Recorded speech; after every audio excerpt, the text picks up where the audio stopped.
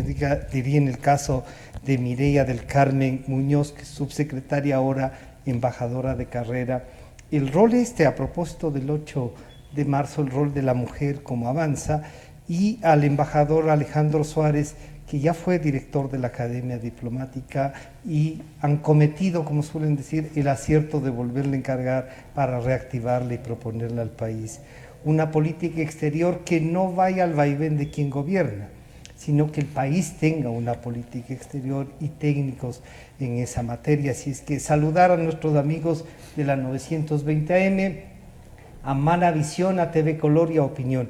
Muchas gracias por acompañarnos y a ustedes gracias por venir. Embajadora, cuéntenos una cosa. ¿Cómo llega primero a interesarse por la diplomacia? ¿Qué estudió? ¿De dónde es? Mireia del Carmen Muñoz, ¿cómo se interesa? ¿Cómo ingresa? Y para luego decirle cómo llegó ya a embajadora y ahora subsecretaria. Bienvenida, buenas tardes. Gracias, Francisco.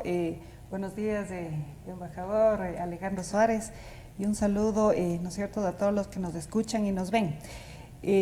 Bueno, yo creo que siempre el tema de la diplomacia y ese interés por las relaciones internacionales estuvo patente desde cuando era pequeña, ¿no? Eso de interesarse en qué pasa en el mundo, cuál es la relación del Ecuador, cómo podemos influir, cómo podemos ser afectados o no en las relaciones internacionales, es algo que siempre me motivó desde pequeña, enterarme qué pasa en la prensa, etcétera, ¿no?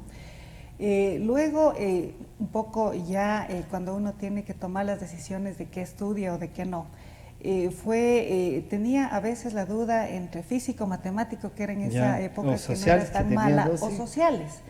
Y me decidí más por la parte de la parte social, justamente por todas esas inquietudes que uno tiene de ver qué pasa más allá de nuestro terruño.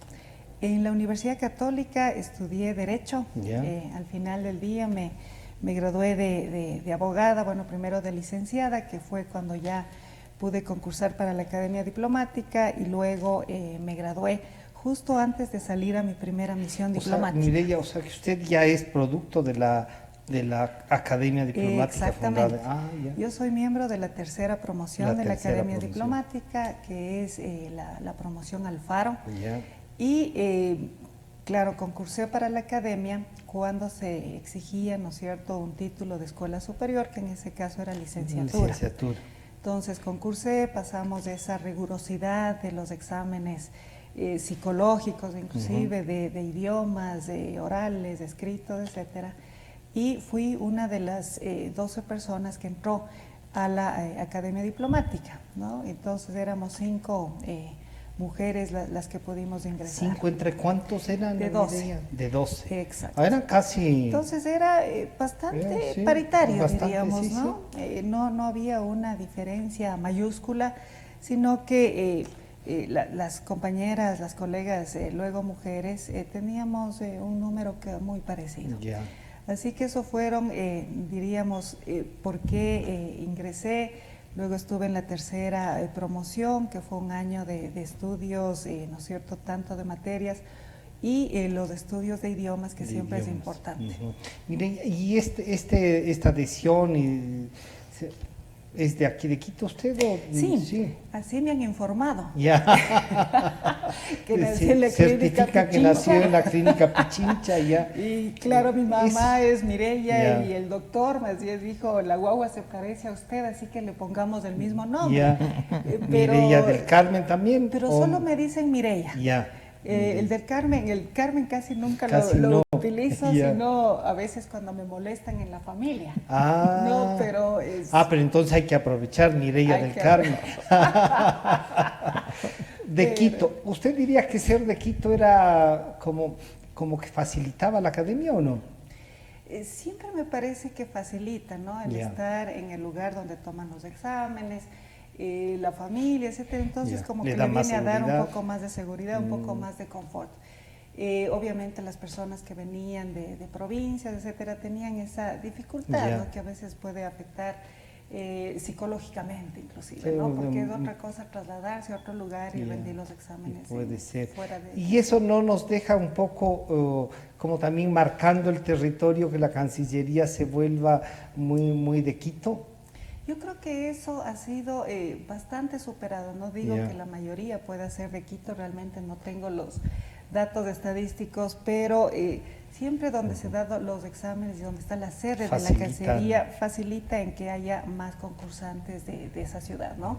Pero en mi academia había personas de Guayaquil, había personas de Cuenca, había personas de Ambato, ¿no es cierto? Entonces había una diversidad de nacionalidades, ¿no es cierto? De localidades, digamos, por si no puedo decir que eran ambateños, cuencanos, así que yo creo que había una buena multiplicidad de lugares. Embajador Suárez, bienvenido, buenas tardes.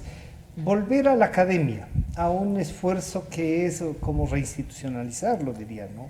Pero con esta sombra de más de 10 años, más de 10 años en donde la decisión política contaba más, no importaba cuántos, ha crecido en un gran número el personal, no solo diplomático, político, sino también administrativo. Llegamos a ver, creo que 136 asesores del canciller. Este esfuerzo de ustedes al reinstitucionalizar la academia y le da un brío a la Cancillería, vuelve a retomar. ¿Qué retoman con esto? Bienvenido, buenas tardes. Muchas gracias, Francisco. Saludo a Mireia, a todos los que nos escuchan y nos ven. El canciller Valencia lo ha repetido varias veces, y yo también. La reconstitución de la Academia Diplomática es, de alguna manera o de muchas maneras, el símbolo de la reinstitucionalización del servicio exterior. Lamentablemente, como todos sabemos, en la administración anterior, entre las instituciones que fueron dislocadas, que fueron desnaturalizadas, que fueron seriamente afectadas, estuvo el servicio exterior, estuvo el Ministerio de Relaciones Exteriores, estuvo la carrera diplomática.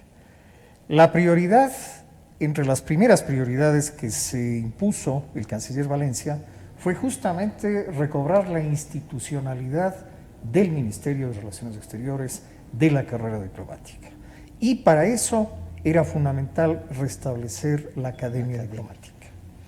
La Academia Diplomática, que desde 1987, año en que fue creada, había trabajado en la tarea de formar nuevos cuadros, de especializar a los funcionarios que ya estaban en la carrera, llegó a producir 13 promociones, y 13 promociones de muy buen nivel.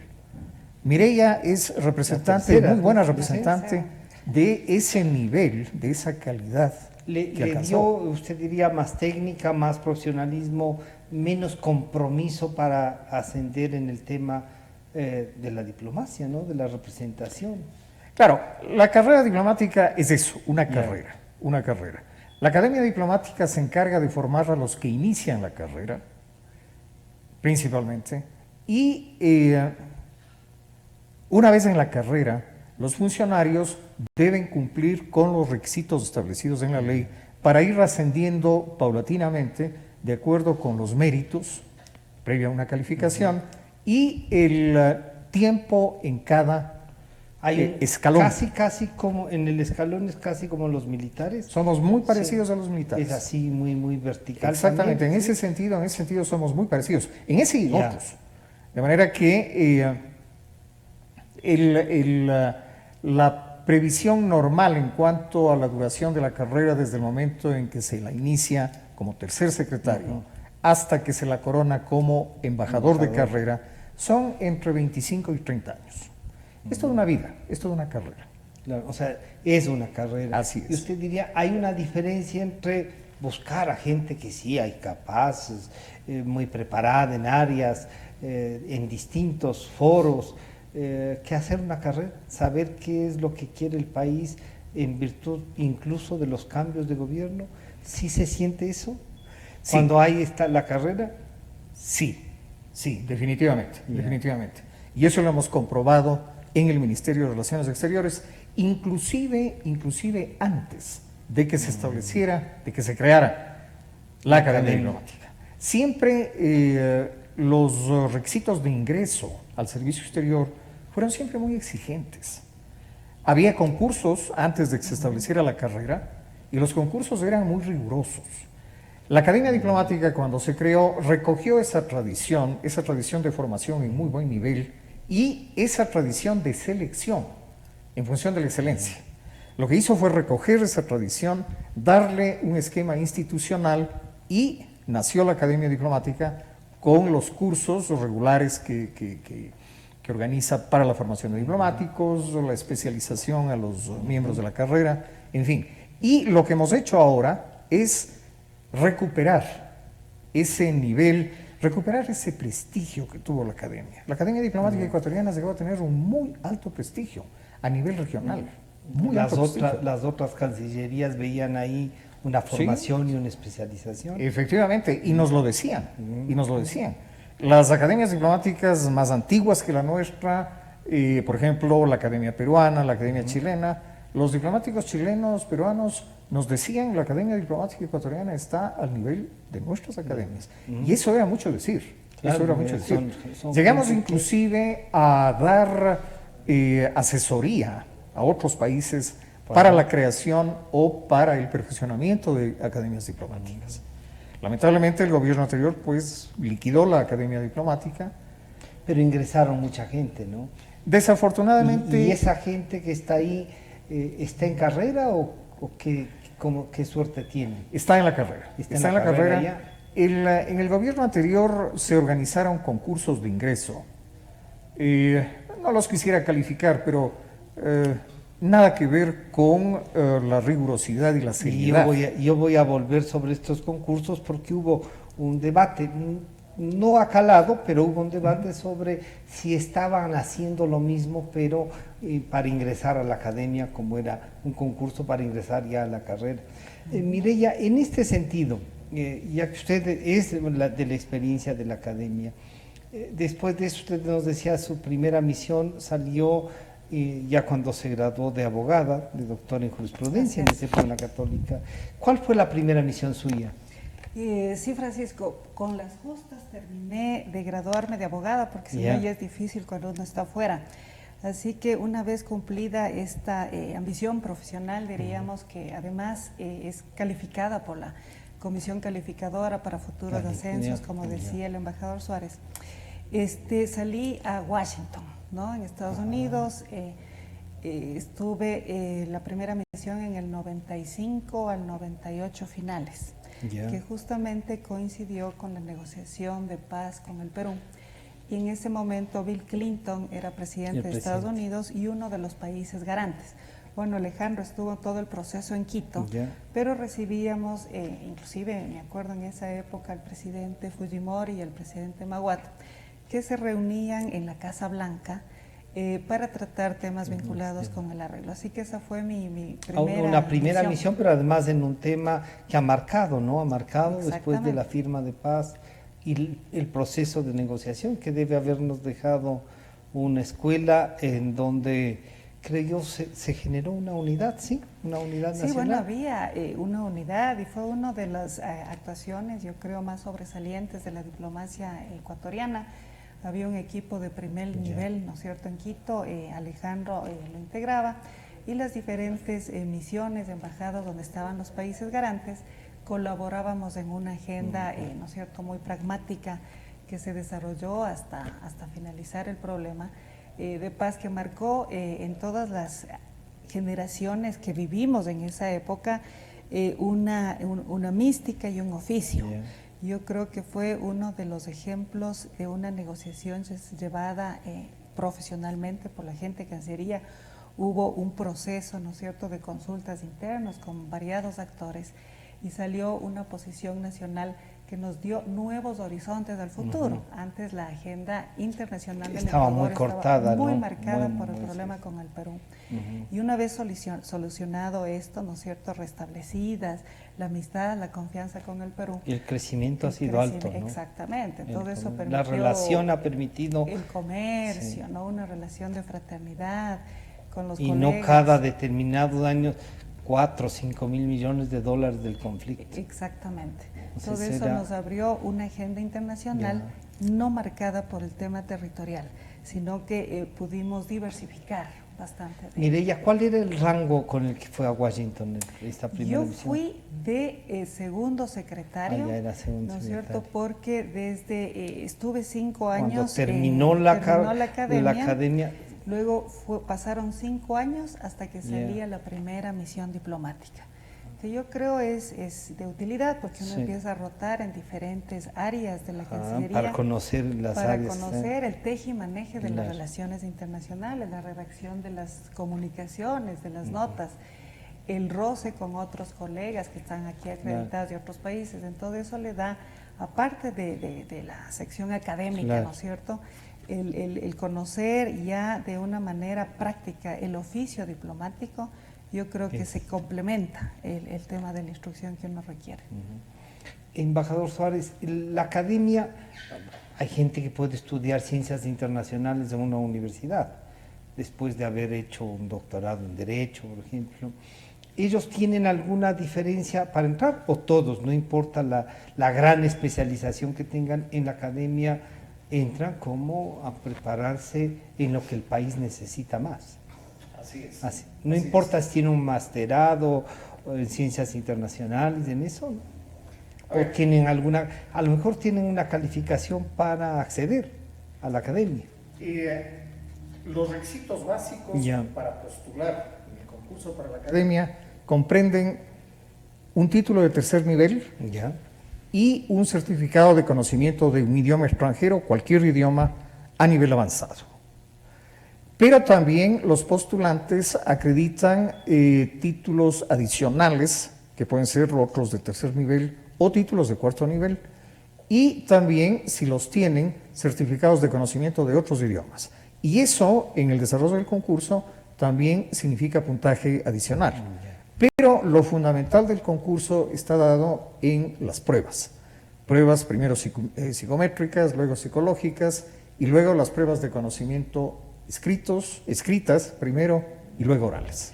¿Hay diferencia entre estas pruebas que están para ya ingresar a la academia y las que hicieron para no tener academia sino ingresar directamente? Porque alguien dijo, esas pruebas son las mismas y están poniendo las mismas trabas para poder designar a dedo quién entra a la academia. Primero Eso ya la es- academia ya es otra cosa. Pues, ¿no? Eso es absolutamente falso. Ya. Absolutamente falso. No sé por qué la persona que dijo eso lo dijo. En primer lugar, en los concursos que se hicieron en la administración anterior para ingresar al servicio exterior, no se tomaron pruebas psicológicas. No se tomaron. No sé tomar. Antes siempre se había tomado, Ya. como nos recordaba Mireya, siempre se tomaron, porque además es absolutamente necesario.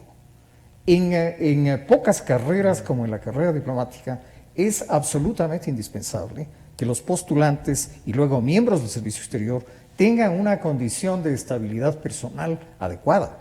La carrera diplomática somete a muchos riesgos, eventualmente riesgos graves. Claro. Por eso las pruebas psicológicas. En la administración anterior no se tomaron pruebas psicológicas, en primer lugar. Luego también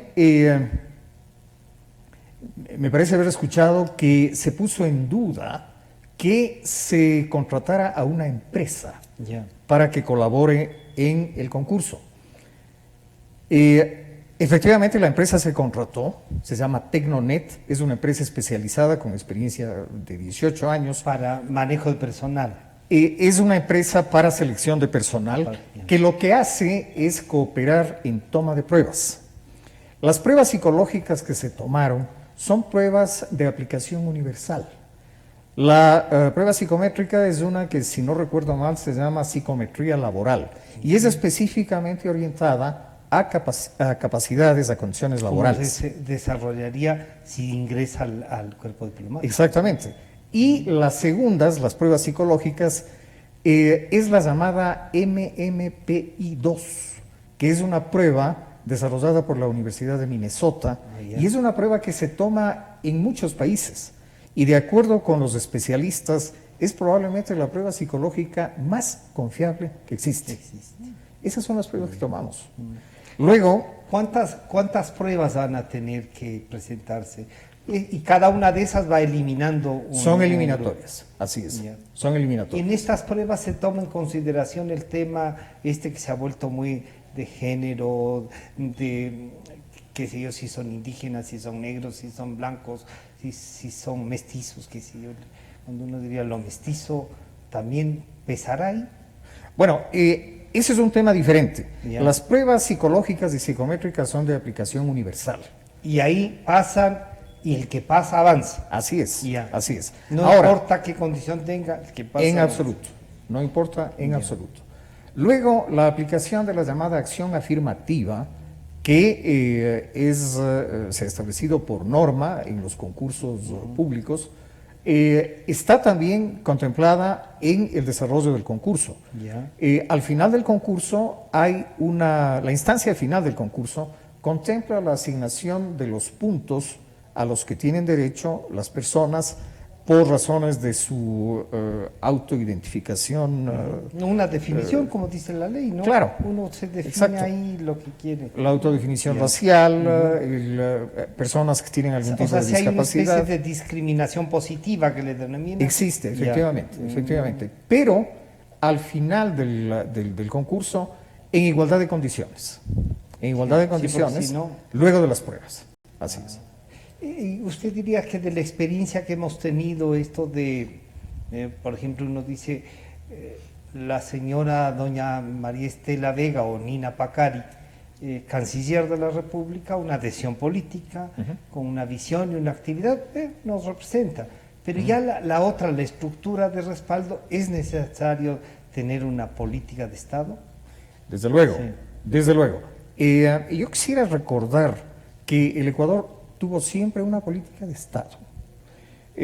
A lo largo de muchos años, como todos sabemos, el tema de nuestro diferendo territorial con el Perú Era la base de la política exacto, exterior, ¿no? fue una materia de política de Estado. Pero luego vinieron otras, el tema de derecho del mar, últimamente los temas de derechos humanos, temas de género, derechos de minorías, en fin, todo eso configura una política exterior de Estado. Y aquí hay una cosa que creo que es interesante mencionar, es importante mencionar. La Academia Diplomática, en su misión de formación de cuadros diplomáticos, aporta efectivamente al mantenimiento y desarrollo de la política exterior de Estado. Los diplomáticos ecuatorianos son formados en la Academia en función de política exterior de Estado, Ya. que como sabemos va mucho más allá Claro, de la quien política ejerce, exterior de los claro. gobiernos. Claro. Claro. ¿Cómo hacer, Mireya, en esto? O sea, ustedes son de carrera, o sea, el gobierno que llegue, ustedes tienen que ayudarle un poco a viabilizar lo que esté interesado, pero a sostener algunas cosas. ¿Cómo se logra eso en la carrera? Y ya le preguntaremos al embajador cómo ha logrado, porque él tiene ya una carrera. Pero usted ahora es subsecretaria. ¿Cómo coordinar entre los intereses de la Cancillería base, que podríamos llamarlo así, y los intereses del gobierno de turno? ¿No es cierto? Entonces, embajadora Muñoz, ¿cómo sostenemos una política que sea de Estado? Y también le aportamos a que sí, el gobierno de turno ponga su tinte, digamos, ahí. ¿Cómo se hace eso? Claro. Ahí. Yo creo que los fundamentos, los principios de política exterior, ¿no es cierto?, están dados, marcados, como digo, por los intereses del país, por los principios, las orientaciones básicas que tenemos. Pero ¿no? hay interpretaciones e interpretaciones. Sí, hay lo principal y que de hecho nos ha pasado a muchos de los que estuvimos en el exterior durante la anterior administración, era darle coherencia, ¿no es cierto?, a la política, a los planteamientos. O sea, cada gobierno puede tener sus ideologías, sus tintes, sus prioridades. Entonces, un poco el oficio, como digo, que tenemos nosotros es dar coherencia a la política exterior. A veces hay cuestiones que uno no necesariamente está de acuerdo, ¿no? Claro, pero entonces, estamos representando por eso es que tenemos que ir navegando, ¿no es cierto?, con en unas aguas velas difíciles. sí. Torrentosas muchas veces. Ya. Y ahí está la habilidad del diplomático para, dentro de esas aguas torrentosas, como Claro. digo, que uno no puede coincidir, poner una brújula y darle un cauce que haga sentir una sea más coherencia trascendencia. exacto. ¿No? Entonces uno tiene que tener habilidad, tiene que tener experiencia y mucha percepción. Digo, a veces llega a cuestiones límites en que Claro. inclusive algunos colegas han dicho no puedo Esto ir no puedo. más allá y han salido, ¿no? Se produjo una deserción. Sí, sí, de sí, algunos varios colegas embajadores muy valiosos que no pudieron cumplir. dieron un paso lo al que- costado porque no Exacto. querían recibir esas órdenes. Esas instrucciones que verían un poco contra natura, ¿no? Entonces ellos dieron un paso al costado, yo creo de una manera muy valiente Claro, sí. y en acorde con los principios que guían nuestra política. Y otros que estuvimos, ¿no es cierto?, en similares circunstancias, no nos vimos a lo mejor expuestos Ya. a una situación tan blanco y negro y pudimos seguir defendiendo los Por intereses del país. ejemplo, embajadora, le digo una cosa. Mientras en el Ecuador planteaba temas de derechos humanos, temas de democracia, ¿cómo hacer un representante si el gobierno es como el que era y defiende a Venezuela, defiende a Nicaragua, defiende Cuba y también habla de derechos humanos? Claro.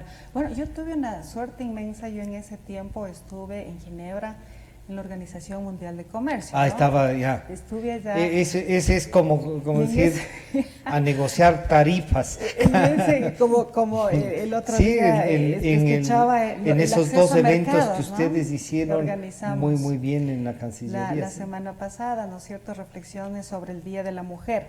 Y a mí había una pregunta también tuya de cómo la diplomacia, si es que el género, ¿no es cierto?, ya sea hombre o mujer, afecta o incide en las negociaciones multilaterales. Entonces, un poco, yo fui una de las pocas mujeres que ha estado acreditada ante la misión, ante la OMC, porque siempre ha sido mayoritariamente masculina. Una representación Entonces masculina. yo creo que al final del día el liderazgo que uno imprime en esas negociaciones depende mucho de la capacidad, de la experiencia, inclusive del carisma que tenga determinada persona. Yo no creo que el hecho de ser hombre o mujer te marque una diferenciación, sino el conocimiento que tú tengas. Es decir, si tienes que ir a una negociación de acceso a mercado de productos agrícolas o no agrícolas, o de servicios o de propiedad intelectual, es no cuánto te marca conozca el género, claro. sino cuánta experiencia tú tengas en el manejo del tema y cuánto te has entrenado en eso. Luego ya está el carisma personal, ¿no es cierto? Claro, Más simpático. que ya son, simpático. que ya son, Pero que puede marcar el ritmo de la Exacto, negociación, exacto. pero no la negociación en sí, ¿no? Así es. Y cuando yo recibía instrucciones de capital que tenían una base ideológica predominante, tuve la suerte de que la negociación en la OMC es técnica. Entonces ahí uno no puede decir poner flores a algo que es básicamente de es una tarifa, de un Es un arancel. arancel Ad valoren, no ad valoren. Entonces yo tenía una suerte de negociar desde un punto de vista técnico. Pero también, más bien cuando estuve en Quito de directora de Comercio Mundial, regresando ya de Ginebra, una de las indicaciones era probar si es que el Ecuador debía permanecer o no en la Organización Mundial de Comercio. Así ¿no? llegaron Entonces, a cuestionar eso también. 6 meses de iniciales ¿no? en funciones en Comercio Mundial era indicar por qué era inconveniente sacarle al Ecuador de una organización con disciplina, etcétera. Entonces, ahí, que pone ahí límites, tuve que jugar. ahí donde ya, además del rango de embajador, ya le impone también. Claro, en ese momento yo era ministra, ¿no? Y era directora de Comercio Mundial, pero había un equipo formado por embajadores, ¿no es cierto?, otros colegas, pero tuvimos que armar una tesis técnica para decir la inconveniencia que tenía para el Ecuador sacarle de la OMC en ese momento. Pero una vez que el Ecuador entra a estos clubes, ¿no es cierto?, sea Naciones Unidas, la OEA, es nos favorece a nosotros Claro. mismos los planteamientos. Y porque le yo deja creo- estar ahí, está presente en la vida Exactamente. internacional, ¿no? Así que tuve esa suerte. Esa suerte de ahí. Embajador Suárez, usted ha estado, digamos, ¿con cuántos presidentes? A lo largo de mi carrera. Sí. O pongámosle para ponerlo desde que ya llegó a ser embajador.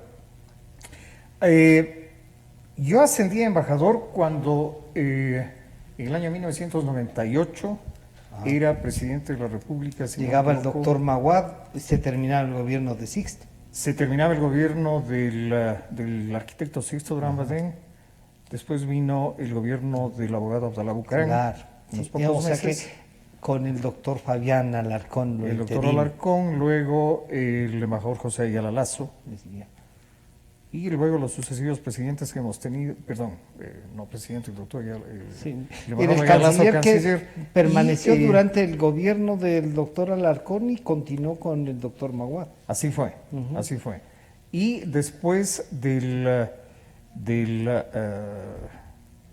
doctor Maguad vino el doctor Novoa, el abogado Novoa, y luego, si la memoria no me falla, vino Y ahí el coronel Gutiérrez. el coronel Gutiérrez, luego el doctor coronel Palacio y Gutiérrez, finalmente Palacios el y presidente Correa. Correa, antes del actual presidente Lenín Moreno. ¿No? Ha estado con rango de embajador desde cuando comenzaron a quemarse más las papas, dirían, ¿no es cierto? De alguna manera claro, sí. De Pero, alguna y manera entonces sí. vivió usted ya como embajador el proceso de paz. Sí, sí, cabalmente yo todavía no ascendí a embajador, tenía la categoría de ministro cuando fui asignado a la Embajada del Ecuador en el Perú. En Lima. Ah. Y desde la embajada me tocó colaborar, ser parte de los equipos negociadores de la paz con el Perú. Luego después en el se suscribieron- 95, ¿en dónde estaba usted? ¿Estaba acá? En el 95, cuando la Cuando guerra del se dio el Cenepa, sí. yo estaba aquí en Quito. Ya. Yo era jefe de despacho o secretario particular del canciller Galo Leoro.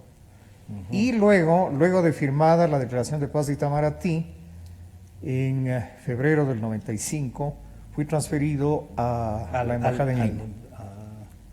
Y- Bueno, ha hecho un seguimiento muy, muy cercano. Claro, y luego de la suscripción de los acuerdos de paz, yo había ascendido a embajador estando en Lima, luego vinieron los acuerdos de paz y me correspondió en el año 1999 presidir la comisión demarcadora ecuatoriana, que Ya. junto con la peruana pusimos los hitos. Los hitos que faltaban en esa zona, ¿no? Exactamente. Y que los informes de los peritos habían asignado dónde había que poner. Así es. Sí. El pronunciamiento vinculante de los garantes De los garantes. estableció inclusive con coordenadas Sí. los sitios en donde se debían poner 23 hitos.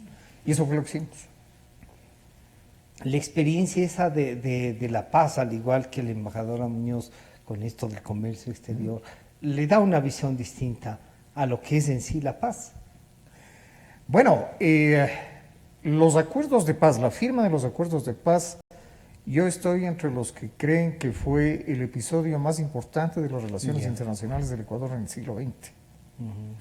Recordemos que habíamos tenido más de 150 años de pugna con el Perú, 150 años a lo largo de los cuales tuvimos al menos 3 enfrentamientos armados graves, muy graves, en 1941, en 1981 y finalmente en 1995.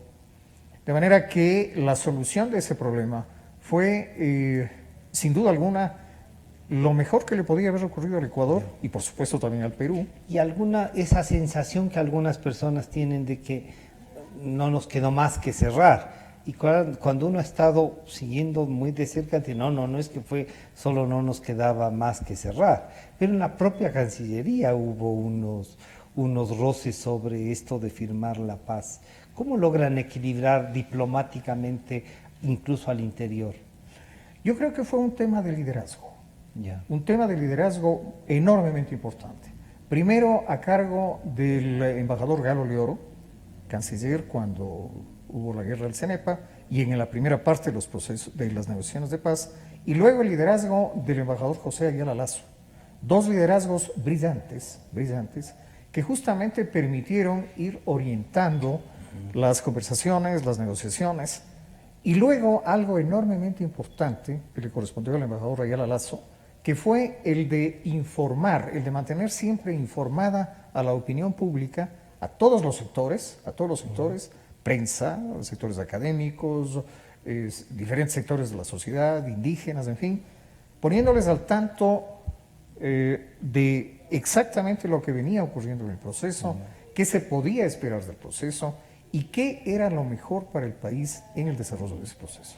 Recuerdo un discurso en la asamblea del embajador Ayala Lazo que planteaba y dijo, mire, necesita una piel el país, y si después de lo que tenemos podemos avanzar, que nuestras futuras generaciones nos ayuden a avanzar, dando un mensaje de no estamos renunciando, esto es lo que podemos hacer. Se puede medir así. En política exterior uno dice, por el momento vamos a quedarnos así, y después ya veremos cómo el país puede crecer. Bueno, hay un elemento que yo creo que es fundamental en la aplicación de la política exterior de todos los países, y obviamente de nuestro país, que es el pragmatismo. La definición de los intereses, de los objetivos de un país y el proceso de obtención de esos objetivos tienen que estar marcados por un auténtico y sano pragmatismo. Eso no significa renunciamientos ni a los ideales ni a la historia. No. Es decir, en el caso del conflicto con el Perú, la historia territorial ecuatoriano-peruana, el Ecuador había tenido a lo largo de todo ese tiempo una serie de posiciones, una serie de aspiraciones, pero claro, el desarrollo mismo de la historia fue configurando situaciones cada vez diferentes, irreversibles también, que en un momento dado se volvieron irreversibles. Digamos que el peso de los hechos en un momento dado fue enormemente grande. Y aquí creo que vale la pena mencionar algo. Muchas veces se dice el Ecuador nunca debió renunciar a la tesis de nulidad del protocolo de Río de Janeiro. Pero llegó un momento en la historia en que lo que convenía al país, en función de una perspectiva pragmática, era dejar a un lado el enunciado de la nulidad del protocolo. Había tanto en el Perú como en el Ecuador un altísimo porcentaje. Recuerdo en el Ecuador el 78% de los ecuatorianos creía que hay que cerrar el tema. Exactamente. Ese porcentaje de población, en el Perú era un poco menos, pero no era, digamos, mucho menos. Eso ayudó también, una especie de conciencia de trabajemos juntos. ¿Sí? Y luego algo que fue fundamental también, el desempeño del Ecuador en la guerra del Cenepa. Nuestra victoria en el Cenepa, la actuación tan digna y tan valerosa de nuestras Fuerzas Armadas, determinaron en gran medida la apertura de las puertas y del camino de las negociaciones de paz. Correcto. Embajadora Muñoz, ¿cómo uno logra en un país, digamos, usted es nuestra embajadora, nuestro representante, y se le presenta un conflicto desde el Ecuador mismo, aquí, y usted tiene que informar a los otros gobiernos, ¿no? ¿Cómo se logran comunicar? ¿Cuál es el rol del diplomático en ese momento? Bueno, nosotros somos, si uno está en la embajada, antenas del país hacia afuera. Ya. Les voy a decir, siempre Capital o la Cancillería son las que establecen los lineamientos, las instrucciones de cómo sus diferentes misiones en el exterior deben actuar en tal o cual manera. Entonces yo creo que esas instrucciones que vienen, ¿no es cierto?, de las más altas esferas de la decisión política del país, ¿no es claro. cierto?, es comunicado, ¿no es cierto?, usualmente a las embajadas, y nosotros actuamos en virtud de esas instrucciones. Y hacemos gestiones, ¿no es cierto?, con la Cancillería de donde estemos acreditados para llevar este mensaje y tener la respuesta de ellos. Pero siempre es una acción coordinada no es individual, con Cancillería. No es que no tienen una relación permanente, y más ahora con la tecnología, ¿no? Una comunicación claro. Se hacen ahora videoconferencias, es decir, la globalización, todo esto de la tecnología ayuda mucho en el tiempo.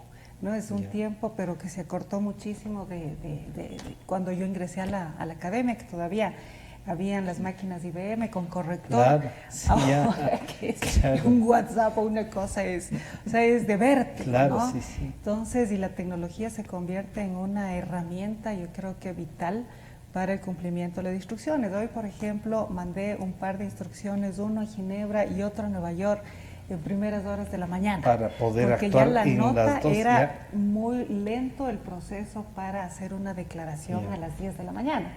Entonces, ¿no es cierto? Uno manda las instrucciones, en este caso el embajador Luis Gallegos de Nueva York, había una reunión justamente de género de la Comisión de la Situación Jurídica de la Mujer, así que pudimos concretar un pronunciamiento del país hacia allá, ¿no?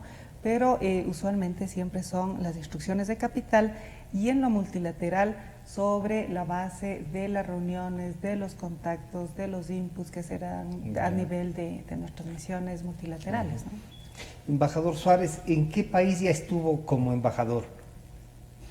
Yo tuve 2 misiones como embajador. La primera en Canadá, Ya. en donde estuve alrededor de 5 años, y la segunda me transfirieron desde Canadá a Colombia, en donde estuve 2 años. 2 años. Después de la de Canadá vino a Colombia, entonces usted. Sí. Y entonces le tocó vivir el tema del proceso de paz en Colombia, sus inicios, sus diálogos, o fue Todavía la no etapa en esa época. era la etapa del Plan Colombia. Era la etapa del Plan Colombia, era presidente el señor Álvaro Uribe. Ya. Todavía no se iniciaba el proceso de paz. Estaban en, bueno, con él era más difícil el tema. La aplicación del Plan Colombia Claro. primero y del Plan Patriota después, ¿no? Claro. Y en ese momento, cuando usted ve que el Ecuador estaba, querían la política del yunque y el martillo, que era el Plan Colombia en definitiva, ¿cómo se logra llegar a un acuerdo? A nosotros, yo era el secretario asesor de la Comisión de Asuntos Internacionales del Congreso. Claro, no siempre políticamente lo que la Cancillería puede recomendarnos, porque ahí hay una visión política distinta, pero los límites técnicos, para así decirlo, lo marca la Cancillería y así se respetaba en el Congreso, ¿no? ¿Cómo usted manejaba el tema este del conflicto interno y la posición ecuatoriana? Bueno, en aquella época ya tenía una notable incidencia en el Ecuador, por ejemplo, el tema de las aspersiones con glifosato en el área de la frontera que realizaba Colombia. Ese fue un problema serio, Llegamos a una demanda internacional, ¿no? Así fue, sí, así fue. Yo estaba de embajador y fui llamado en consultas justamente por el tema de las aspersiones.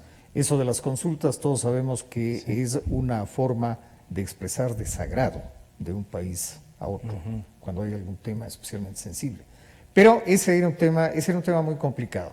Ahora, claro, la situación era tremendamente compleja porque había en Colombia, existían en Colombia operaciones de grupos ilegales que por igual perjudicaban la seguridad en Colombia y en el Ecuador. Estaban en las dos fronteras. Exacto. Se movían a uno y a otro lado de la frontera. Y claro, nuestras Fuerzas Armadas hacían todo lo posible por desarrollar las labores de vigilancia y claro, no podían comprometerse de manera alguna en operaciones conjuntas, por ejemplo, con las fuerzas colombianas, por razones obvias. El Ecuador no tenía por qué meterse en el conflicto colombiano. Siempre esa, digamos, fue una política de Estado, ¿no? Fue una política de Estado. Y duró, por suerte, no nos vetamos. Aunque después vino lo de Angostura, en que demostramos que no es que no habíamos estado muy cercanos en ese momento, pero nosotros, usted diría, si una política de Estado no es nuestro conflicto. Así fue. El Ecuador en todo momento cuidó mucho de no hacer absolutamente nada que pudiera eventualmente comprometer al Ecuador en el conflicto interno colombiano. Yo creo que eso se cumplió. Pero repito, la situación era tremendamente compleja. Ahora, claro, entre, por ejemplo, los sectores de inteligencia de Fuerzas Armadas, tanto colombianas como ecuatorianas, sí había un intercambio de información, lo cual es absolutamente normal, absolutamente lógico. Son acuerdos operativos o a veces incluso acuerdos ahí de los comandantes de la zona, ¿no? Informaciones que permiten actuar a las fuerzas colombianas en su lado y a las fuerzas ecuatorianas en su lado. Eso está bien, eso es absolutamente legítimo. ¿Usted diría que había una diferencia entre el Canadá y Colombia, más allá de países distintos, pero era del clima? Comenzando por el clima. Sí. ¿Qué era? ¿Como más fácil Canadá o son situaciones distintas, decir, miren, sí, no hay conflicto, pero hay otro tipo de negociación. Claro. Es decir, ese puede ser considerado como un caso muy claro de la diversidad de actividades y de responsabilidades que le corresponden al miembro del servicio exterior, a una persona que está en el servicio exterior. Tiene que por igual actuar en un escenario con determinados temas y en otro escenario con temas muy diferentes. En el Lo caso que le corresponde en cada momento, ¿no? Claro. Ahí vuelve a parecerse a la carrera militar. Así es. A la ciudad que vayan, tienen que un poco mirar el cuartel y cómo están rodeados, ¿no? Efectivamente, en el caso de Canadá, por ejemplo, los temas básicos eran temas de cooperación, de inversión, y en eso trabajábamos, En el caso de Colombia era diferente, había temas de seguridad, temas de integración fronteriza, desarrollo fronterizo, en fin, que es otro tipo de responsabilidades y direcciones. ¿Usted tendría alguna preferencia, Mireya, para ir de embajador a algún país? Uno dice, me gustaría ir, tengo, ¿sí? Sí, bueno, Por un poquito ejemplo, para comentar sí. esto de Colombia, yo también estuve en la Embajada del Ecuador en Colombia, estuve en el 2012, ¿no es cierto? Estuve hasta 2015, fecha en que me pasaron ya a los Países Bajos, a Holanda. Ascendí de embajadora justo en 2012, ¿no?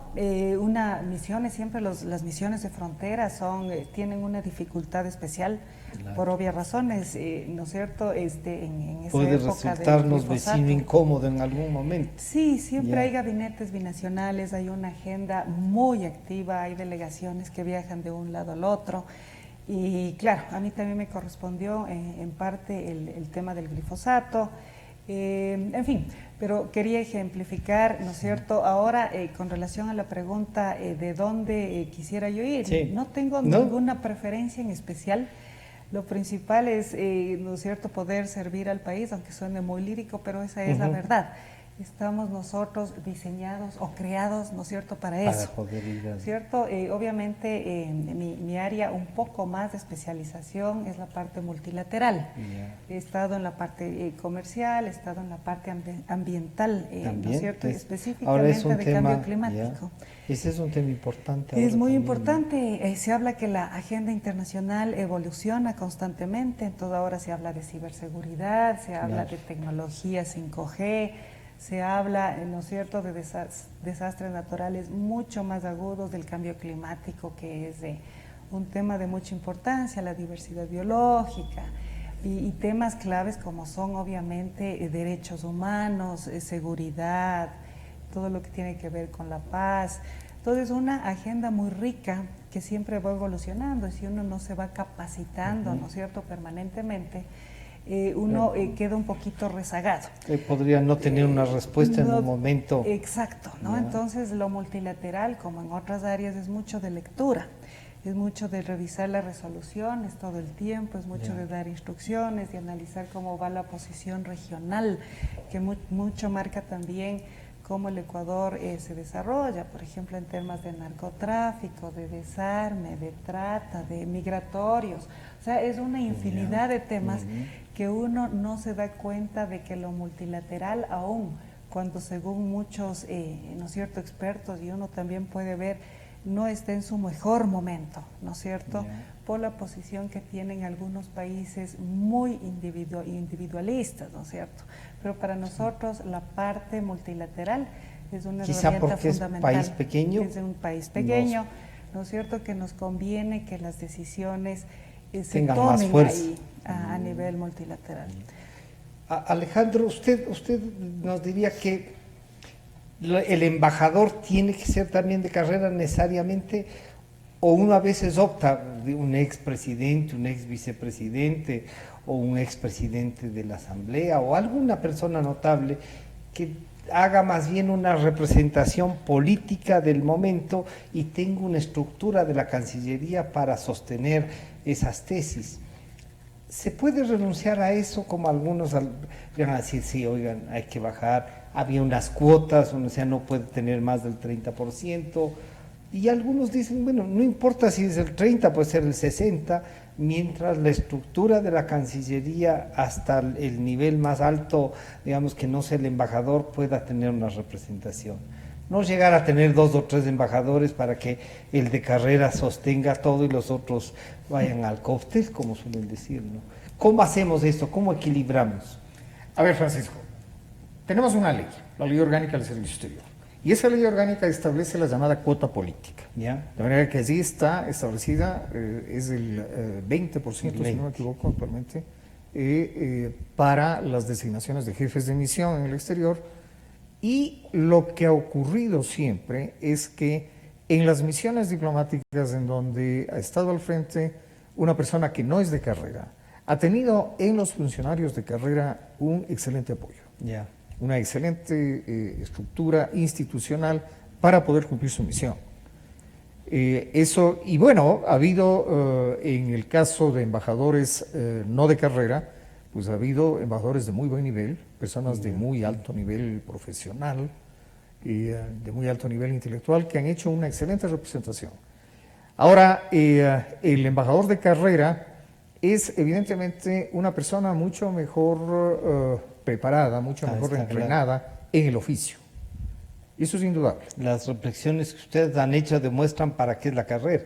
Exactamente. Y eso es lo más importante, ¿no? Se nos está terminando el tiempo y yo quisiera que, ¿cómo ve la embajadora Muñoz, Mireia, el futuro de la carrera? Y a través de reactivar la academia, pero ¿cómo siente usted?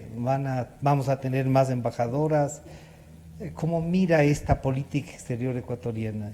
Soy muy optimista, ¿sí?, por naturaleza. Yeah. Así que yo veo que desde cuando el canciller José Valencia, ¿no es cierto?, asume su cargo en junio del 2018, se establece unas perspectivas institucionales, ¿no es cierto?, que un ejemplo, y que lo dijo al iniciar su ejercicio como canciller, era por la profesionalización de la Cancillería. Yeah. ¿No? Y el mejor medio para que se profesionalice la Cancillería es a través de la Academia Diplomática. ¿No es cierto? Sí. Que eso a su vez debería culminar, ¿no es cierto?, en que los embajadores de carrera ejerzan funciones en el exterior, ¿no es cierto? Más o menos en un círculo que demora 25, 30 años como habíamos visto. Y que el tema de la jerarquización es muy importante y es algo que se debilitó muchísimo en la anterior administración, que había inclusive segundos o terceros secretarios que ejercían, eran subsecretarios, ¿no? Sí. Entonces eso diríamos distorsiona una carrera que su esencia es piramidal. Bueno, tiene funcionarios administrativos con rangos de embajadores. A veces inclusive eso llegó a pasar. Entonces, no, hasta ahora hay uno que está ahí, rango administrativo, y yo preguntaba el otro día, y cuando van, por ejemplo, recuerdo el jefe civil de la Casa Presidencial, tenía siempre un rango diplomático, ¿no? Pero ahí se han pasado gente con rangos siendo administrativos, ¿no? Claro, que está en la cuota política, ¿no? Inclusive. Entonces digo, ahora la incorporación de la mujer, como se ha visto, es imposible superar la brecha de distancia que había entre eso va a tomar su tiempo. Como la mía, ¿no es cierto?, que la diferencia es grande. No obstante, en las categorías ya de primero, segundo, tercer secretario, en las más bajas, se ve que ya los números se han acortado muchísimo y de terceros secretarios hay básicamente una paridad. ¿No? Va entonces avanzando, diríamos, va avanzando. Este es un proceso, yo creo, generacional. La mujer accede mucho más a las universidades y tiene mucho más oportunidad de acceder o de concursar a la academia. Miramos con futuro esto y optimismo. ¿Usted diría que los primeros graduados de esta reinstalada academia, ¿cuándo los tendremos? El curso dura 2 años. 2 años. Aspiramos a iniciar el curso probablemente en abril, máximo en mayo. Ya está. De manera que tendremos un primer año de curso regular, clases presenciales, un año, y el segundo año será año de prácticas.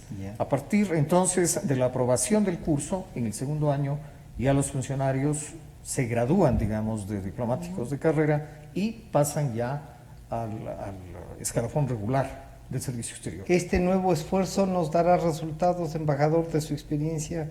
¿Cree que sí? Sí, yo estoy absolutamente seguro. Y estoy absolutamente seguro de eso, Francisco, por una razón. Es que el concurso que estamos desarrollando es un concurso que ha resultado muy bien estructurado, muy bien orientado, y estamos comenzando a ver ya personas de muy buen nivel, que probablemente pasarán en su momento a ser los nuevos diplomáticos. Hay algo que quisiera decir, Francisco, a propósito de lo que nos comentaba Mireya, la presencia de la mujer en el servicio exterior. A mí me gusta contar siempre una cosa. Cuando yo ingresé a la Cancillería, yo entré en el año 1972. No sé si Mireya había nacido ya en esa época. Pero por supuesto, me gustaría decir que no. Que no. Cuando yo entré en la Cancillería, habían 2 damas en rango diplomático. 2. Ahora, me parece que por lo menos hay una decena de damas que están en puestos directivos de la Cancillería, y hay también varias damas que están en el exterior como jefes de misión. Lo cual da cuenta de cómo se ha desarrollado en el servicio exterior este proceso de incorporación progresiva de las mujeres, lo cual es excelente. Han aplicado las normas que firmaron, diríamos así, sí, ¿no? Y que ratificó el país. Yo les quiero agradecer a los dos, por favor. Yo solo quiero dar un dato, perdón, Francisco. Sí, somos embajadores, pero también optimistas, pero hay que reconocer una realidad. Por ejemplo, hay 82 embajadores actualmente, 65 son hombres y 17 son mujeres. ¿Cierto? Es decir, alrededor más o menos un 20%. Y de jefes de misión de carrera, 4 o no sé si menos ya ahora son mujeres y los restantes son hombres. Es decir, la diferencia pero entre 2 a 16 o a 20. Sí, claro, ¿no? Por eso es que somos optimistas y vamos viendo avanzando. Cómo los números es un proceso, se van acercando. Es un proceso que se ha ido dando y que que requiere años, ¿no? Se requiere años, pero diríamos las cifras por respetar la carrera, lo que nos decía el coronel que estuvo la semana pasada, ¿no? También en la carrera militar ha habido esto, que no es que puede llegar de pronto una generala, tiene que hacer la carrera. Claro, hay que buscar y esa los es, incentivos, claro, ¿no? El coronel Byron Martínez. Bueno, muchísimas gracias a ustedes también. Bueno, la carrera diplomática, 2 embajadores de carrera que quieren revitalizar, y yo decía, el señor canciller ha cometido el acierto de nombrar al embajador Suárez nuevamente en la Academia Diplomática. Eso nos da garantías, y al conocer a la embajadora Muñoz uno dice, sí, hay cosas que podemos valorar en el país, son buenas y hay que valorarlas y saber que vamos construyendo país. Este programa estará a disposición de ustedes a partir de las 3 de la tarde, agradecer a Manavisión, a TV Color, a Opinión y a 920 AM, por supuesto. Nos estamos encontrando, muchas gracias nuevamente. Sentimos lo que la gente